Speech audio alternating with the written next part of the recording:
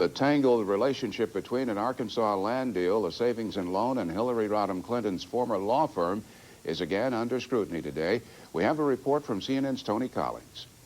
Done so far, and in Little Rock, Special Counsel Robert Fisk told CNN he wants to investigate an allegation that Whitewater-related documents were shredded by Hillary Rodham Clinton's former law firm.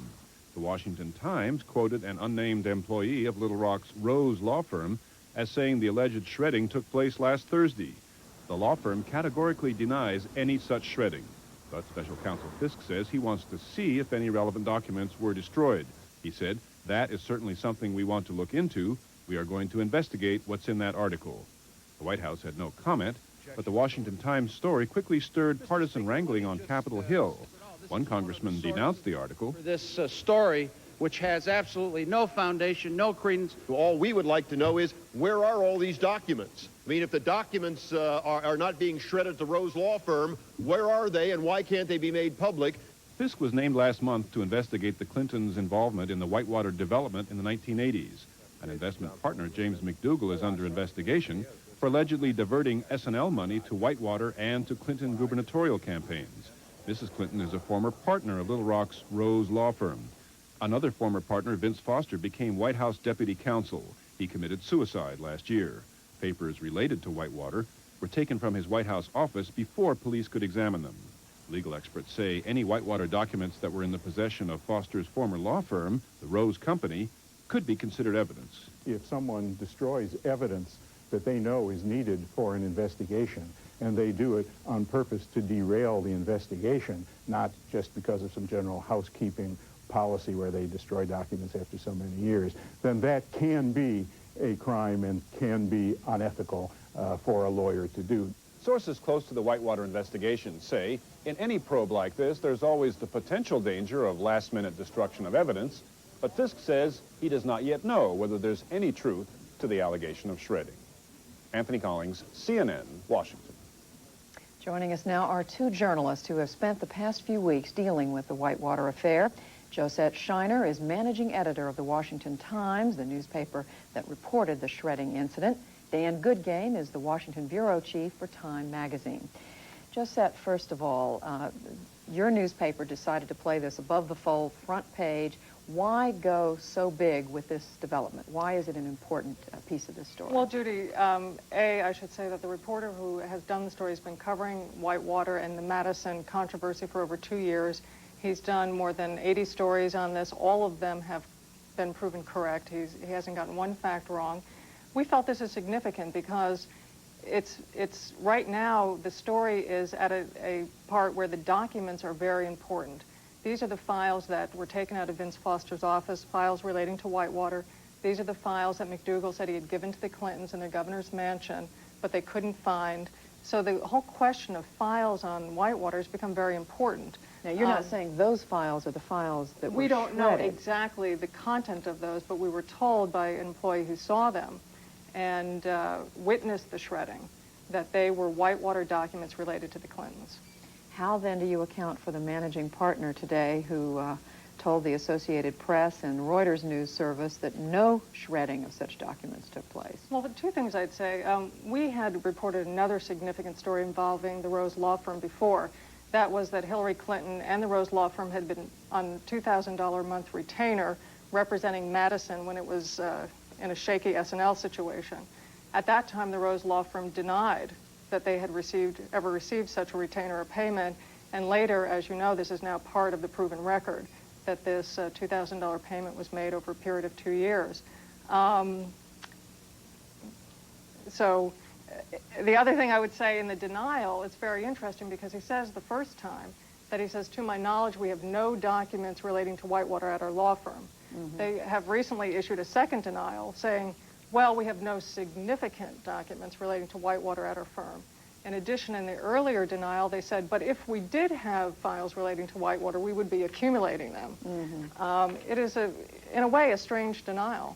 Dan Goodgame, your news organization reported a different story this week on Whitewater having to do with tax returns that the Clintons filed over a period of 3 years, 1978 through 1980. What's the bottom line of what your story? You call it, your title is Raw Nerves and Tax Returns. Well, for a number of weeks, Judy, our reporters in Little Rock and with help from some in Washington have been looking at the public documents in this, at the Clintons' tax returns, and 78 and 79, by the way, are not available. They will not make them public. The Clintons will not. The White House will not.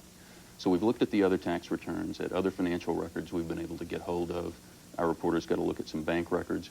We took those to tax experts, along with property records, and said, would you help us make sense of this? Does this make sense? And we went to 9 of them, of the best people in the country, tax lawyers and accountants, and they said, look, the Clintons have a tax problem here.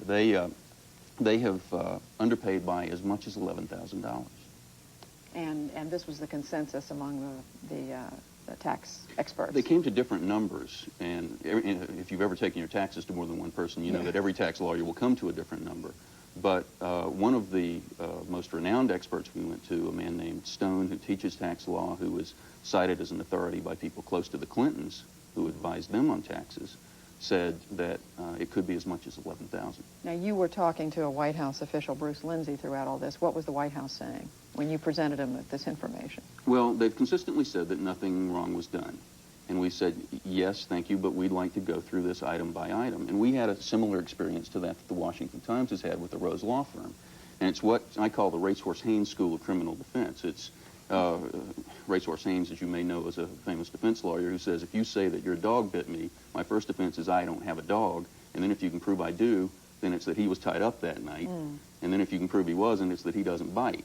They sort of back through different defenses, which is their right, but it makes it very difficult to put together a coherent side of the story for the White House.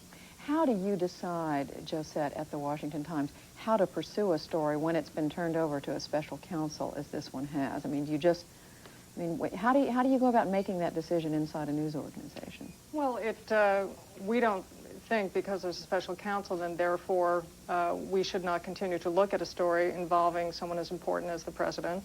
And in addition, this story, there's really 2 phases to it. There's the, when Clinton was governor, his activities that may or may not have related to Madison, SNL, and Whitewater. And then there is the way the White House has handled the investigation. And many of these stories are on this, really this lack of forthrightness on the part of the White House in dealing with the files and the facts as regards Madison, the Foster death, and everything involved with Whitewater.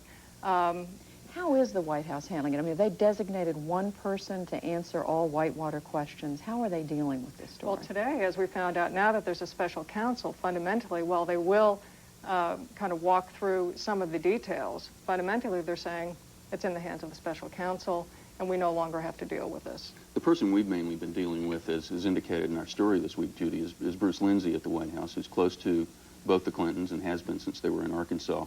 And I'll have to say that we feel a little sorry for Bruce and for some of the other people who've been dealing with this, because it seems to us that they're not getting much help from their clients.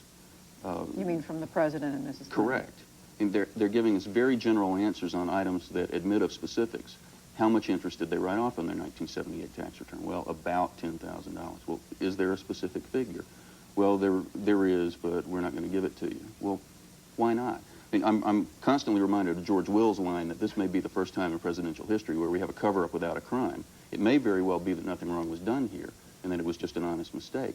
But not producing the documents that could help people understand it makes it very frustrating. In fact, every single thing related to Whitewater or Madison, no one has been forthcoming. And it really is kind of a mystery.